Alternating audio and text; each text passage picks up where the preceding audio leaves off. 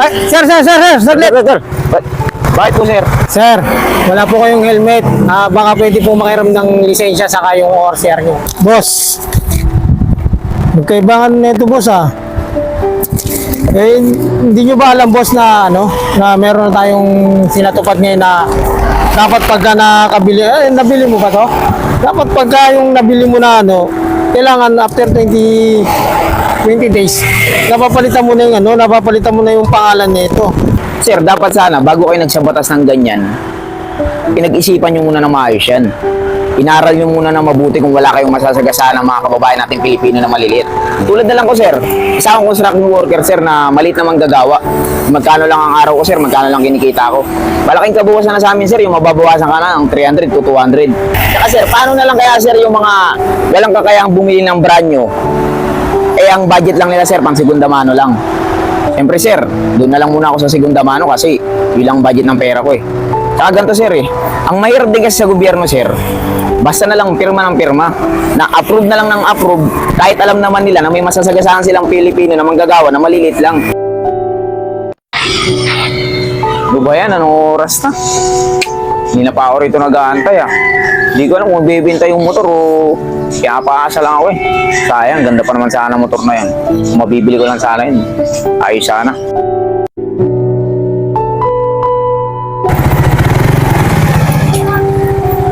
Sana kaya kami top po? Ayun, wala.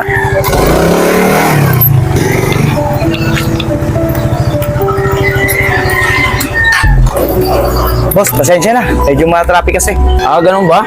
Kaya pala kanina pa ako dito nag-aantay, yung pala na-traffic ka. Kaya akala ko, boss, di mo na ako sisikutin, Medyo malayo pala to, boss. Siya nga pala, ito pala yung pinag-usapan natin yung binibenta kong unit. Kailangan ko lang talagang pera, kaya binibenta ko to, boss, Oo nga, no. Di talagang okay na nga rin man talaga siya. Kung ano yung nakita ko sa Facebook, ganun din talaga siya kasariwa. Boss, pwede ko bang makita yung papel? Ito, boss, original yan. May didubsil na rin yan, at saka mga Yun. open didubsil yan. Ayos. Nakarestro pa rin, no? Titingnan ko lang muna, boss. Ikutan ko kung ano. Okay, boss. Tignan mo yun kung may issue.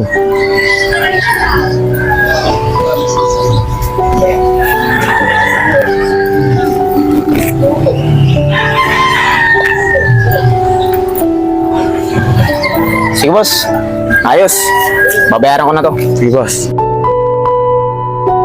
Ay sir, Oh. napatupad na pala yung bagong batas na yung motor mo na hindi nakapangalan sa'yo, hindi mo pala may re-registro. Kaya nga wala tayong magagawa yun ang utos ng nakakataas dapat after 20 days dapat mapalipat na yung kunyari bumili ka ng motor, di ba? Dapat after 20 days mapalipat mo na yun sa pangalan mo kasi pag hindi mo napalipat yun, hindi mo paparehistro. Hindi mo ma-register. Ay, hindi natin alam kung ano ang mahirap nga nito kunyari yung owner di ba nagpasalin-salin na yung motor na binilan. Yun ang mahihirapan. Dapat pinag-isipan muna nila ng mabuti bago nila isabatas yung gano'n yung patakaran wala, anong gagawin natin? Iutos sa atin yun kailangan natin patupad. Musunod lang tayo sa kanila. Oo. Ay, sir, saglit. Bakit po, sir? Sir, wala po kayong helmet. Baka pwede po makiram ng lisensya saka yung ORCR nyo. Sir, taga dyan lang naman ako, Kaya hindi na ako nag-helmet. Boss, wala po tayong magagawa kasi nasa operation po kami. Baka pwedeng makita na yung yung lisensya na lang saka yung ORCR. Patingin nga. Taga dyan lang sana ako, sir,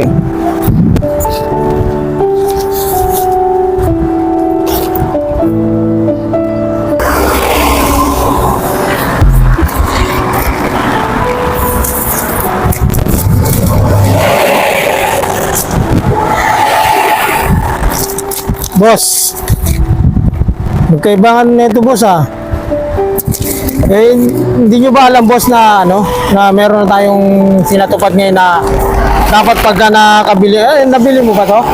Dapat pagka yung nabili mo na kailangan after 20 days, napapalitan mo na yung pangalan nito. Parang hindi yata sa ito, boss, Magkaiba yung mo, sa lisensya mo saka sa ng ORCR mo. Sa totoo lang, sir, ito talaga isang buwan pa lang to sa akin. Nabili ko lang talaga to, sir, segunda mano. Di ko naman alam, sir, na may sinabatas na pala na ganyan. Pero ito lang akin sir, re-real talk ko na lang rin kayo. Sir, dapat sana, bago kayo nagsabatas ng ganyan, pinag-isipan nyo muna na maayos yan. Inaral nyo muna na mabuti kung wala kayong masasagasaan ng mga kababayan nating Pilipino na maliliit. Tulad na lang ko sir, isa akong construction worker sir na maliit na manggagawa.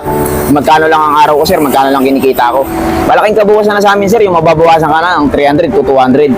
Ang amin lang sana sir, bago sana nagsabatas ng ganyan, dapat pinag-aralan na muna yan, pinag-usapan na maayos, ganyan. Ito na lang sir, no? Paano na lang sir yung bumili ng segunda mano, tapos yung may-ari umuwi na ng probinsya sa ibang lugar? Sir, paano na lang kaya mareresolbahan yun? Saka sir, paano na lang kaya sir yung mga walang kakayang bumili ng brand new? Ang budget lang nila sir, pang segunda mano lang. Siyempre sir, doon na lang muna ako sa segunda mano kasi yun lang budget ng pera ko eh.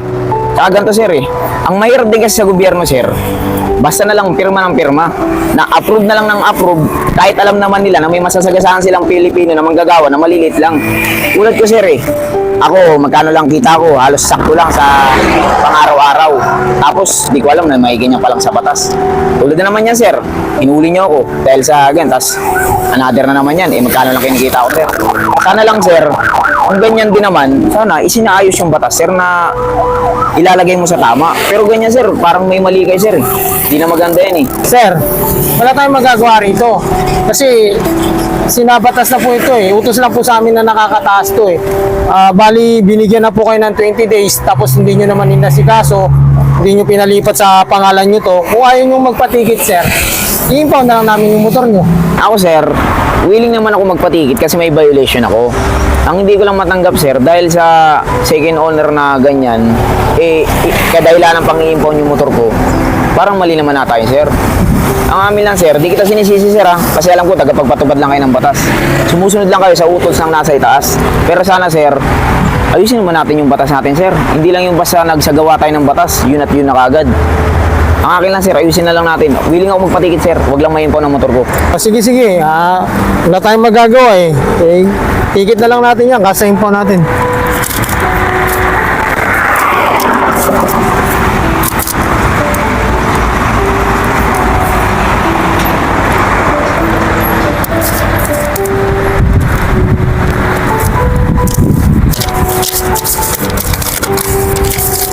Ito boss oh.